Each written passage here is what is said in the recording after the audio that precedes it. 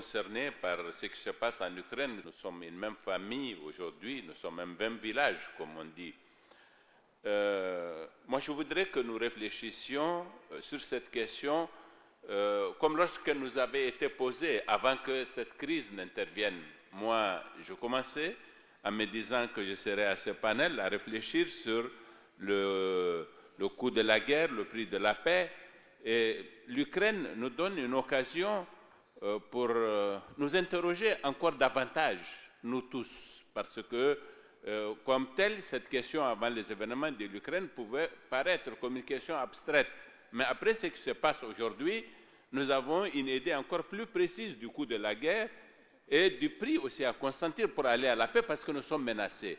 C'est l'humanité qui est menacée, ce n'est pas que l'Ukraine, ce n'est même pas que l'Europe, c'est presque toute l'humanité parce que nous sommes en train d'effleurer le risque d'une vraie guerre mondiale qui va être différente de la Deuxième Guerre mondiale, totalement différente de la Première et de la Deuxième Guerre mondiale.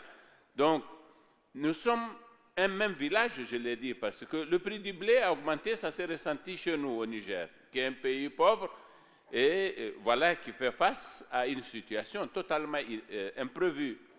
Le coût de l'énergie, du carburant aussi a augmenté.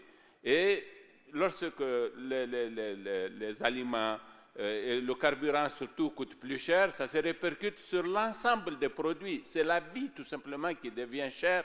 Voilà le coût de la guerre, même pour nous, si loin de ce terrain. Mais moi, je vais revenir au débat tel que vous l'avez entamé avec eux qui sont européens, qui sont concernés de plus près, en me demandant, mais comment en sommes-nous arrivés là? Parce que souvenons-nous que nous vivons au XXIe siècle. Depuis le XIXe siècle et les philosophies de Lumière, il y a eu un grand récit sur l'homme et sur le progrès, à partir duquel nous avons pensé que l'humanité va se bonifier, que l'homme tout simplement va changer, que nous serons régis par des règles que nous serons capables de respecter et nous allons vivre une autre humanité. Ces idées-là ont été prises en défaut par les deux guerres mondiales qui datent quand même du XXe siècle. Mais après, souvenons-nous quand même qu'à la fin du pacte de Varsovie, de la chute de l'Union soviétique, du bloc socialiste, il y avait eu Gorbatchev qui avait fait beaucoup de facilités. Il y a eu Helsinki qui était pro-occidental, tout simplement. Il y a eu des accords et nous avons pensé que c'était la fin de l'histoire. En tout cas, Fukushima l'avait proclamé. Et nous pensions que nous serions dans un monde qui va être débarrassé des armes, des guerres, de l'arme nucléaire. En tout cas, nous étions nombreux qui avaient pu faire ce pari. Et nous étions nombreux qui avaient rêvé d'un monde qui serait régi par les mêmes règles auxquelles tout le monde consentirait. Mais regardez, là où nous nous retrouvons aujourd'hui, comment cela s'est fait? Nous avons été incapables d'être à la hauteur de l'histoire et les plus grands ont été moins capables que tous d'être à la hauteur de cette histoire. Aujourd'hui, qu'est-ce que nous constatons? Un recul, justement, des philosophies, des idées portées par les philosophies de Lumière. Un recul des idées libérales en Occident. Une montée de la xénophobie et des idées illibérales. Nous sommes en train d'assister au développement du terrorisme, à la naissance du nationalisme et à un risque justement de choc entre différentes formes de nationalisme. L'Afrique doit pouvoir percevoir les dangers de cette guerre et les menaces que fait peser cette guerre sur elle, sur son existence même tout simplement. En tout cas, nous sommes déjà dans les difficultés induites par cette guerre, c'est très clair.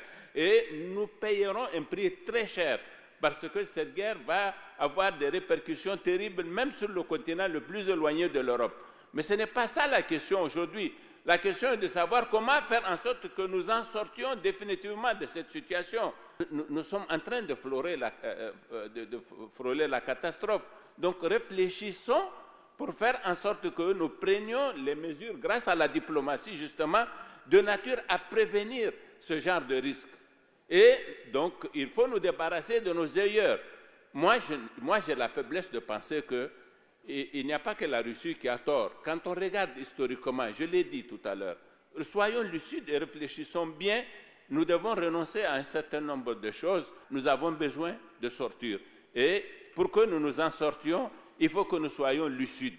Il faut que nous soyons lucides pour savoir qu'est-ce qui a pu provoquer cette dégradation. Pourquoi la situation a évolué si mal, justement, dans un sens si mauvais.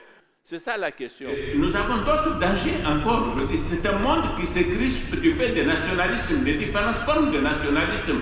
La tension aujourd'hui entre la Russie et l'Occident, demain ça pourrait être entre la Chine et les États-Unis ou avec l'Occident de façon générale.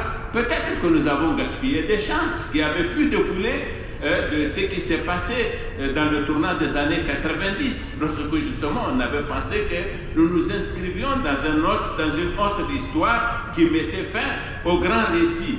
Il nous faut inventer un récit aujourd'hui. Nous sommes bien obligés, de mon point de vue, madame, africains comme les autres. Thank you very much for that. And as we conclude our panel,